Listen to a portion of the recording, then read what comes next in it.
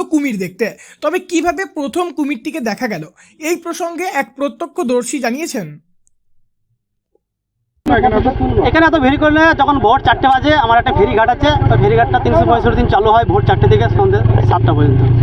আমি যখন আসি রাস্তার মাঝখানে দেখি একটা জন্তু শুয়ে আছে। এবার দূর থেকে কাছেতে না গেলে তার বোঝা যায় না, কাছে গিয়ে দেখি একটা কুমির শুয়ে আছে, লাস্ট ওপর মানে তুলে শুয়ে আছে। তারপরে আমি ভয় পিছিয়ে আসি এবং গ্রামের কিছু লোককে ডেকে নিয়ে আসি যে দাদা ওখানে একটা কী আছে, একটু দেখলে ভালো হয়। ওরা আস্তে আস্তে তখন দেখছি কুমিরটা নিচের দিকে নেমে যাচ্ছে। কুমির যেদিকে যায় আমিও পিছু পিছু সেই দিকেই যাই লাট নিয়ে।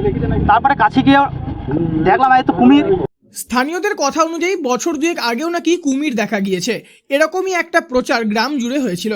স্থানীয়রা বিশ্বাস করত যে এই কালিকাপুর ঘাট সংলগ্ন এলাকাতে কুমির রয়েছে, কিন্তু তখন প্রচার হলেও কুমিরের দেখা পাওয়া যায়নি। তবে স্থানীয়দের সেই গুজব বা প্রচার এবার সত্যি হলো। সত্যিই এবার পাওয়া গেল প্রায় 12 ফুট লম্বা কুমির। প্রথমে গ্রামের বাসিন্দারা প্রায় 12 ফুট লম্বা কুমির দেখে আতঙ্কিত হয়ে স্থানীয় একটি চায়ের দোকানে এবং একটি সিভিক ভলেন্টিয়ারকে সম্পূর্ণ ঘটনা জানায়। পরবর্তীতে সেখান থেকে কোনোভাবে কাটোয়া বন দপ্তরে খবর দেওয়া হয়। এরপর বন দপ্তর ও এলাকাবাসীর মিলিত প্রচেষ্টায় প্রায় 3 থেকে 4 ঘন্টা পর ধরা পড়ে কুমিরটি। তারপর জাল ও দড়ি দিয়ে বাঁধা হয় কুমিরটিকে।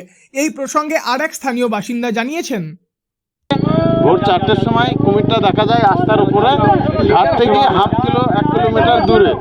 তারপর আমাদের এখানে চায়ের দোকানে খবর দেয়, আমাদের গ্রামের লোকজন এসে সবাই দেখে, তখন কুমিরটা নয়নজলিতে নেমে যায়।